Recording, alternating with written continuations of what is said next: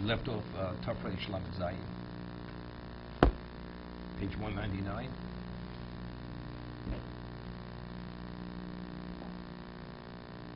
Bishlos a sukkah b'mishogi b'b'mezut. A person who did not make a sukkah, did not build a sukkah, whether it was inadvertent, deliberate, for whatever reason. Certain things you don't do. For instance, a person is not permitted to wash his clothing, do laundry on Chalamoy. Why? So the reason is, on the Torah law you're permitted. Actually, the regal of the maneuver. Because the person says, something, I'll leave all my dirty wash for Chalamoy. I'm not working anyway. I'll do everything then. Person is not permitted to take a haircut on Chalamoy. The person says, something, I'm busy till the Yom Tov. Cholamoid, I'm not busy, I'll take the haircut then, so leave it. All his chores, leave it for Cholamoid. So you're going to enter disheveled, without laundered clothing. It's a disrespect for Yom Tov. So therefore, rabbinically, you're not permitted to do it. So that will force you to do all the preparations before Yom Tov. That's the Gemara. You'd say, you should have built a sukkah. You didn't build it. Deliberately. We still allow the person to build a sukkah for Cholamoid. Maybe we should penalize him. Right? He says, "Bishlos sukkah, b'mishol b'mezut osa sukkah b'chol hashamoid. Afilu b'sof Yom HaShvi." He's going to be using the sukkah for a few hours. Doesn't make a difference. The end of the seventh day on Hoshana Rabbah.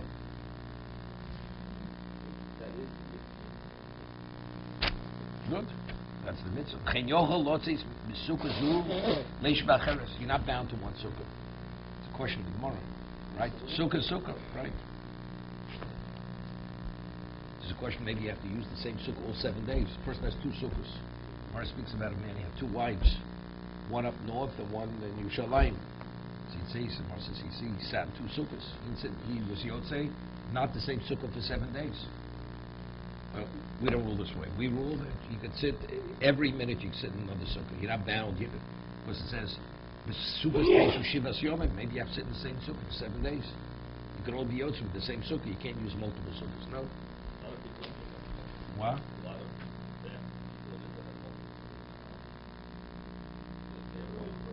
Sleeping. They have one for the eating. Yeah. Okay.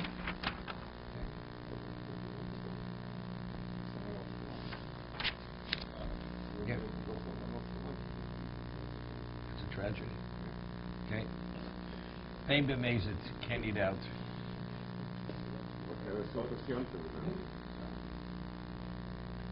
Ashmina de shlokonsu aburzeh. What does it tell even b'mezit? It tells we don't penalize the person. Kosh came im noflo sukkos b'yom tov. Let's say his sukkah would actually collapse. It collapsed on Yom Tov, so he has to reconstruct it. The also said b'cholamoid b'yom tov osur b'akimo Yom Tov. You're not permitted to binyan, right? Build it.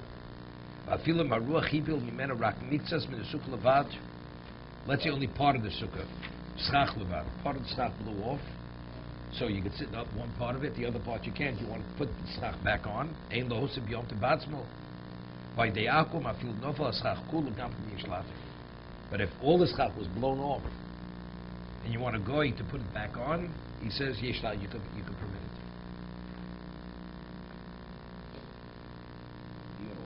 What?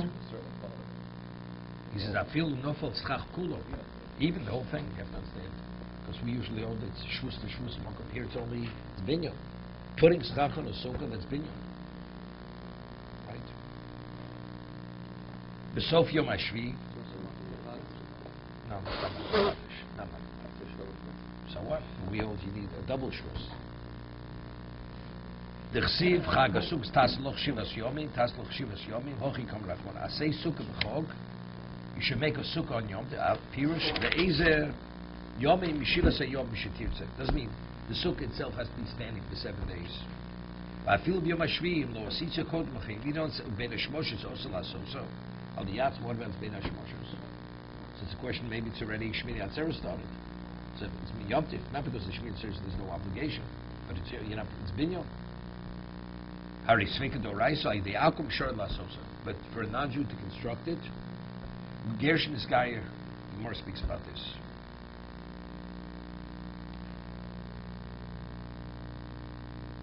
See what he says over here. It says, Bisman Abayis who suffers not censor.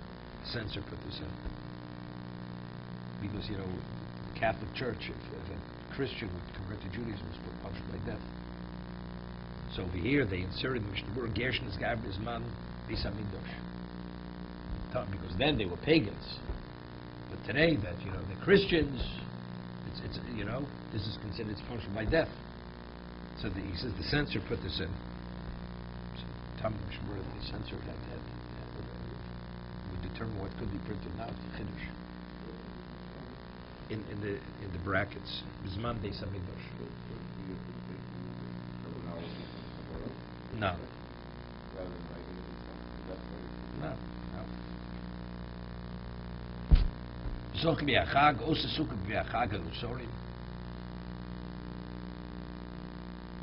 It's interesting that you bring Rabbi Yosef Engel brings a proof. There's a question in this famous bar mitzvah drasha. The child becomes bar mitzvah during the Sfira. Could he continue counting with a bracha? Because before, his chiyuv was only as a minor, and now he's as an adult. He's obligated. So is that a problem of tmimus? Famous bar mitzvah Torah. So Yosef Engel wants to bring the proof from the Gemara. The Gemara says that even according to the opinion that you have to sit in the sukkah whole for 7 days, but let's say a gershon skar b'chol hamoed, right? That's considered shivas yomim. Somebody who had the obligation prior, so your full obligation is not being fulfilled with the sukkah. So therefore, it's not shivas yomim. This is Gemara. But a gershon is gar, but a convert converts on chol hamoed. This is the extent of his mitzvah. This is, although it's, let's say, 1 day or 2 days, that's the equivalent of 7 days, because he wasn't obligated before. So he says, why, if you miss during the counting, can't you continue? Because you need tmimos. Just as that's considered shivas yomim, although it's not 7 days, but since it can't be more than 7 because he just became a Jew, identically because he just became an adult, and before he had no obligation, therefore that's considered tmimos. Forget about it. No, I'm just saying this is the Rabbi Yosef Engel. He cites this. No, it's the same concept. Same concept. Tmimos. Yochol Ashminon de Lobino Sheisuka Shivas Yom Davka Leisha Bacheres Chen Yochol Lechol Bezu Leisha Bezu. Ernie, your story. You eat in one sukkah, you sleep in another one. Sometimes, you know, when these people are learning, also you sleep in one and you eat somewhere else. Okay. Yotzim sukkah shula, chen yotzim b'shel shutfus. You could be yotzim with a borrowed sukkah, or let's say it's a partnership. Multiple people own the sukkah. Shula d'chsiv kol ha'ezrak b'Yisrael yeshu b'sukkos. Lamed she kol Yisrael ruyin, according to Gemara, leishu b'sukkah achas, b'aynu zeh achazer. Right? I mean, all Jews could sit in the same sukkah. Could all Klal Yisrael sit in the same sukkah? It's not possible. So, I mean, they take this shifts. They take turns, rotation. Shikulat lo matu chadsho v'prutis, quoting Rashi. Ela yidei she'elot. It's only as a result of barring chein yotzim shel shutfus kal v'chom yeshula. If you don't, one doesn't have to own it. Definitely, if you're a partner, you have a financial interest. Kol shkein kan yesh lo chelik bo hanisharu sholo daldaske mishtat. Okay? Sukkah gzula, sheira. Person steals a sukkah. Ketzah, what's the case? Sukkah gzula. Person drives another person out of a sukkah. Forces him out of a sukkah, he takes over the sukkah. Right? Wouldn't work well today. They talk about it.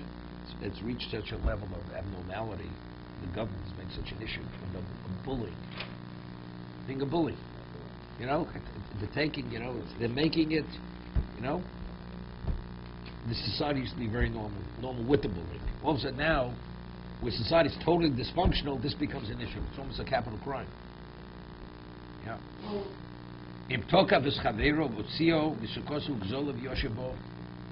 He took his fellow, forced him out of the sukkah, and he moved into the sukkah. He sits in the sukkah, yotza. Shein karka nixelis. Right? Because karka can be, you have to remove, when you steal an item, you're taking the item from the person's domain. Here you're entering into the domain. Miu However, a person wants to borrow a sukkah without asking permission. He's not here to ask permission. You want to sit in the sukkah without permission. Are you permitted? He says you should not. Without his knowledge, you should not sit there. Definitely, he couldn't care less. Even against his will, he's sitting there.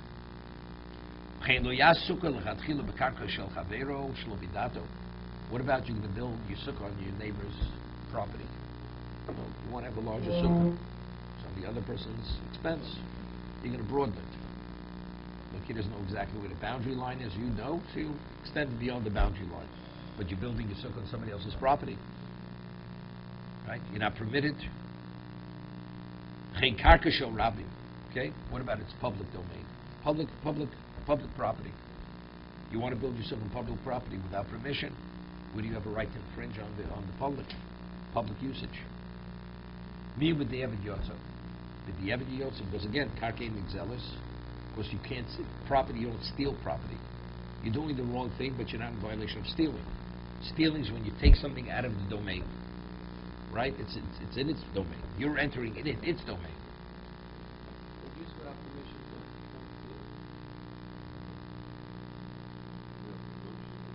No. But you would want it like using somebody's house so long. It's a separate question. In other words, I have a sukkah and you walk by and you want They're two separate things. That's the question. There's something else. I mean, it's a question. It's a question. No, he's speaking about. You should not use another person's sukkah without first asking. Even though we said mitzvah, mitzvah b'mamoneh, there it's tefillin and a talis in the shul, even the person's not there, you're permitted as long as you put it back the way you found it. It's fine because we could say with certainty that the owner would be agreeable to it because you're using it for a mitzvah. So about a sukkah, unless you say a sukkah, there's a question of wear and tear. Or there's a certain proprietorship. Sitting in somebody else's domain, it's like there's a proprietorship. I'm here.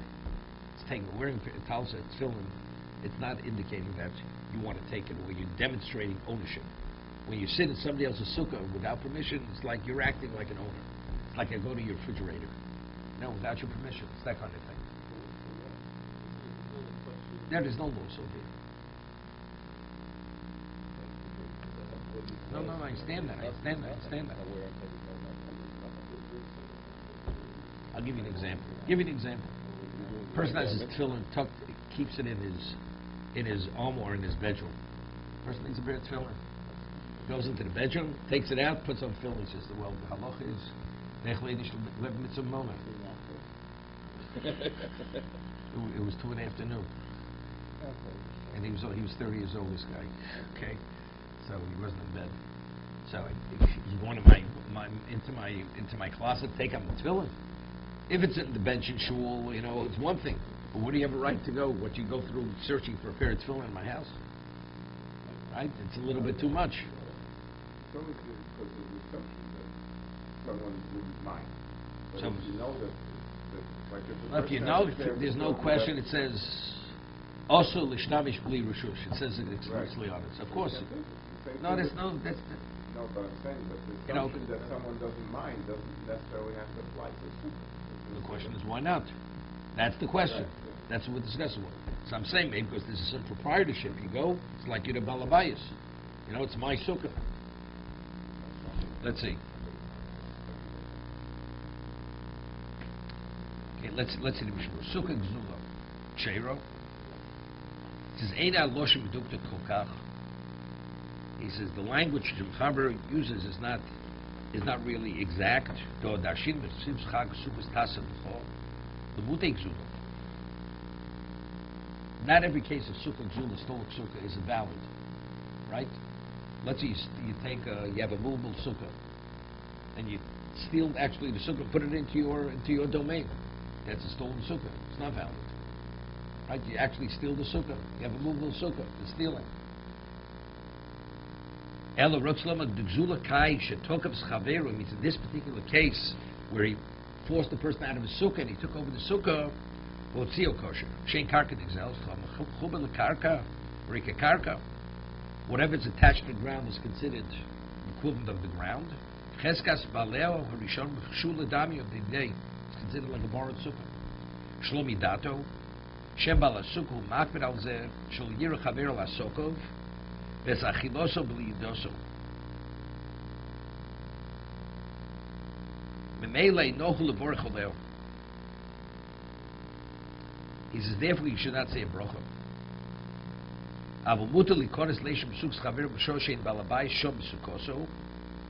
He says he's making a differentiation.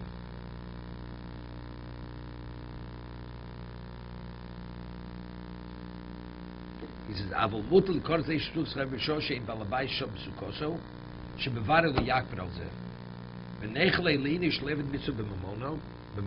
quoting the Gemara. So what's the first case? No, it says Shema Yibala B'Sukkah Makbid al Zeh. Evidently, he's not there. Shlo Yira Chaveros Asokah V'Sechiloso B'Liyidioso. That his fellow shouldn't see. We're not speaking where he's eating his food. He's eating his food without what? The other person's eating. Does he think he's not there? But he said he thinks he's not there. Okay. So if he thinks he's not there, then it's the case of what? The presumption he's not there. So he says you're permitted. He says Avo mutli koret leishusukah b'shosh ein balabais shom b'sukoso.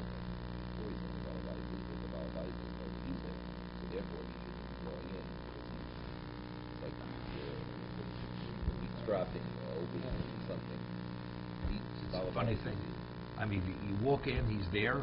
What, he doesn't notice him? What kind of sukkah does he have? It's a square block. But when he's in the Balabais, it's not there, it's not a problem. The Balabais might come back. If they walk in.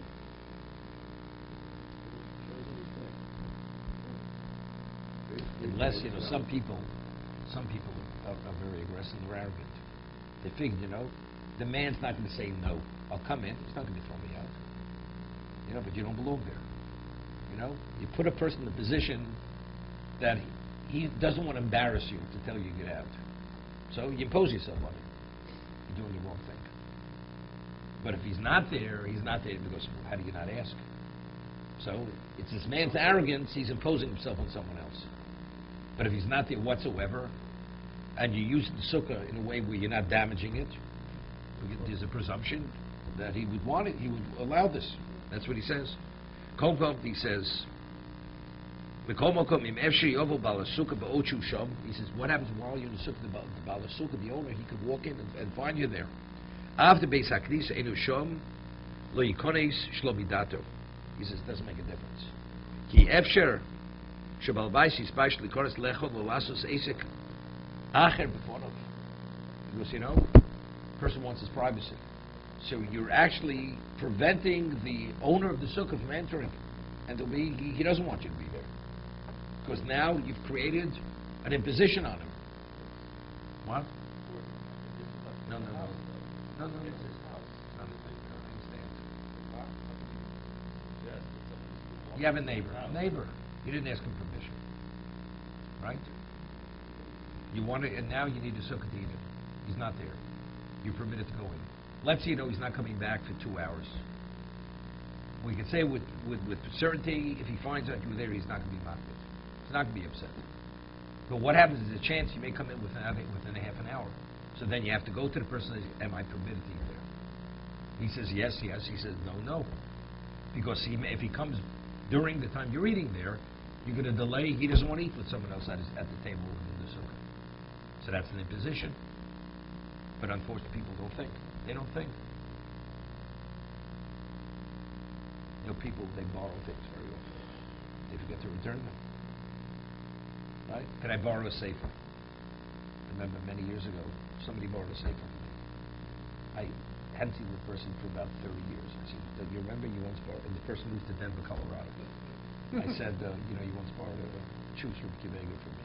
In those days, it was a print of something which was never printed before. He says, I don't think so. I said, look in here. Look in your study. It's like then about 5 years later, because after not having it for 30 years, he says, I came upon it, and he gave it to me. But people, they forget. Yad Avram, we used to have Steinsaltz put out a sefer on Tshuva. Somebody in Yad Avram once started, borrow it. Can I borrow it? Till today, he still hasn't returned it. He moved to Israel. He isn't in Israel. Steinsaltz. Okay. People have short memories. Whatever. Now you know why Lulav you need a matana. Now you understand why you need a matana l'slav if you borrow Lulav. Because if you don't return it, you're not yotzei. So that's an incentive to give it back if you want to be yotzei in mitzvah. Rabbi has a photographic memory. Yeah. A lot of stuff.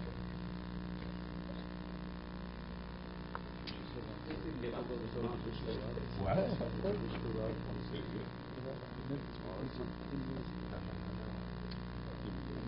When he fled, no, he didn't regret it. No, he didn't regret it.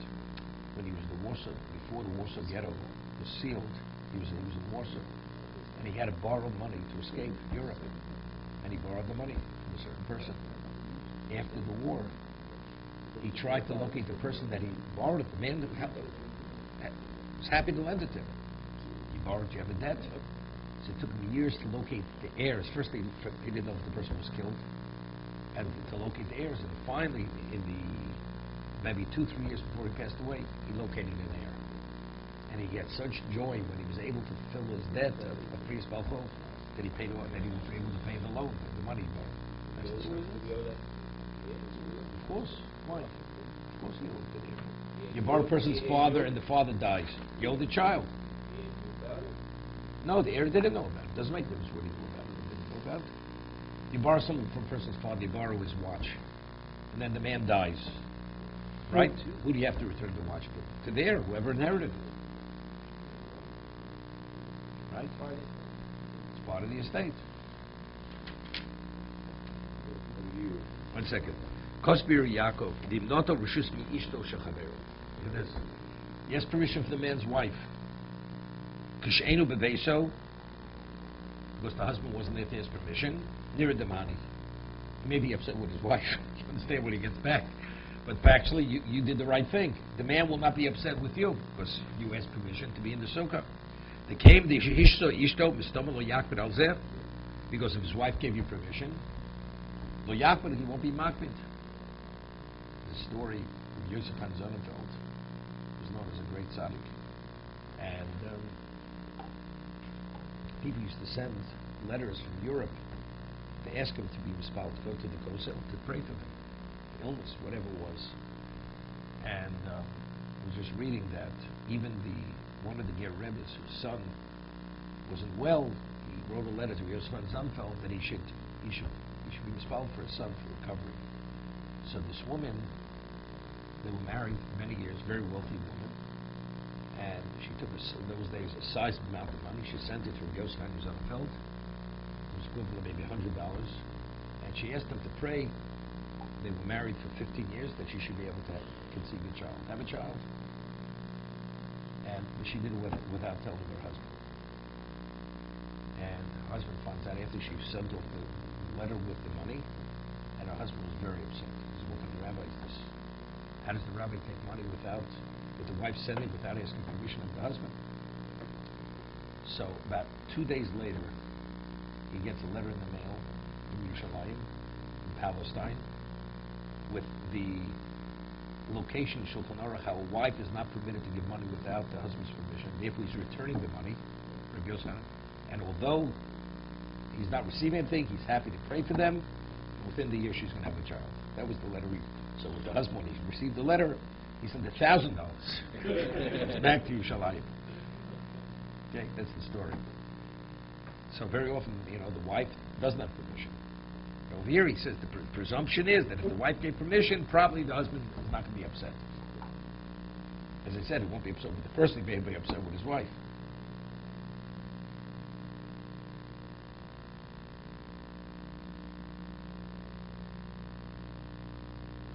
There might be a consideration that the man should have known not to ask her that. Because she's sensitive, because she's not empowered to provide punishment, to give punishment. Well, certain things a wife is. For, let's say a person comes to the door, asks for charity. A nominal amount of money, that's not a problem. Because we say with certainty, the husband's okay with that. But the sizable amount, minimally she should consult with the husband. There was a story many years ago in Baltimore. They come from Israel, with bills, hospital bills. The bill may have been paid 10 times, but they have the bill, the printout from the hospital. And this person came to this woman, and she wrote him a $700 check. This is like maybe about 1974. $700 check. And the husband was a substantial person, and comes home and she says, by the way, I was very upset. Very upset. And that kind of money, she should have, some of the man pulled at her heartstrings, and she wrote the check. And there was no question, halachically, was he permitted to cancel the check? Once you give a check, could you cancel the check? Because really, she shouldn't have written the check. So I think he went and asked the Shiloh, and they told him he's permitted to cancel the check. Because the man never had a right to take that kind of money. It's understood. That kind of money, a person doesn't give it at the door. $700 check. It wasn't even multiples of 18. Okay. Okay, let's see the Chovos HaLevavos.